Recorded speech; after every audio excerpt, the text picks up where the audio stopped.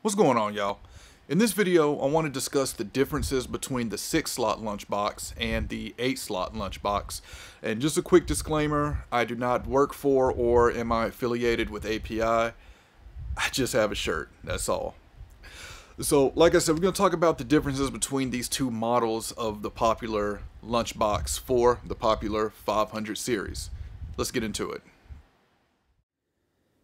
So what we have here is an empty 8-slot and two fully loaded 6 slots.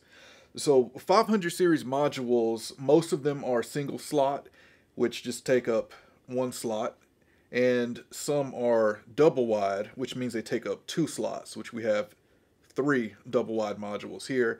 I think there's one, maybe 2. I know there's at least one module that takes up 3, but most of them you'll see will either be single space or double space. So with the lunchboxes, the first thing to point out the difference between them, the 6 slot, there's 2 different versions. There's the original version, and then if you look on the back of the 6 slot and you see HC, that's the newer version, that stands for high current. Obvious differences, this one holds 8 slots and this one holds 6. The 8-slot module powers 250 milliamps per slot, while the 6-slot powers 215 milliamps per slot. Other differences, the 6-slot has a power button that you can power it on and off. The 8-slot does not.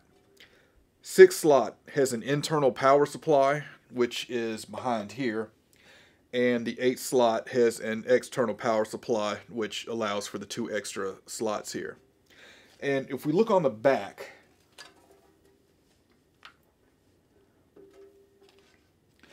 so on the back of the 8-slot, you have a switch that will send the signal from channel 1 into 2, into 3, into 4, and so on.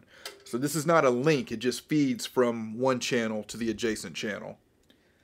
And I'm not going to flip these around because they're fully loaded, but you have these only connect with D-sub connections, whereas the 6 slots have XLR connections on the back as well as D-sub. And lastly, we have the price difference. So the 8-slot is $474, while the 6-slot is $664, and that's US dollars. So you would think that the 8-slot would cost more than the 6-slot because it does more slots. But if you think of it, with the 8-slot not having XLR connections, that really allows API to bring the price down because the 6-slot has an internal power supply as well as XLR connections on the back, which makes it more.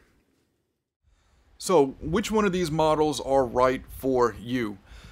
Personally, if you're just mixing or recording and you don't want to, and you're not going to move the lunchbox around a lot, personally, I would go with the 8-slot.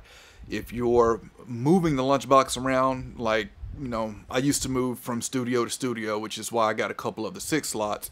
The 6 slots makes it easy to move around with it because of the XLR connections in the back, whereas the D-sub connections in the back for the 8-slot makes it a little harder to move around. You always have to have D-sub connections, whereas I go to studio, everybody has XLR cables we can plug right into my lunchbox. Also handy to get the little 1-foot patch cables, XLR patch cables, to patch from module to module if you're using the 6-slot. If you're using the 8-slot, again, you can use the switches on the back to feed from one channel into the next. So that's my recommendation. If you're going to be moving around, I would go with the 6-slot. If it's just going to be stationary at your own studio, then I would go with the 8-slot. All right, any questions, comments? Let me know. If you have either of these models, let me know your thoughts. Or if you have a different 500 series rack, let me know what you're using. All right, I'll catch y'all next time. I want to invite you to check out my podcast, the Faders Up Podcast, where we discuss pro audio and beyond. We discuss everything from recording to gear to the music business. So if you're an audio engineer, songwriter, recording artist, music producer, this podcast is for you. We recently started season 2, and we're going to have a lot of listener questions on this season, as well as some really cool guests that's lined up and giveaways as well. So if you've already subscribed and followed the podcast, thank you. If you haven't, it's available on all platforms, and I encourage you to check it out. Also, rate it and review it and let us know what you think.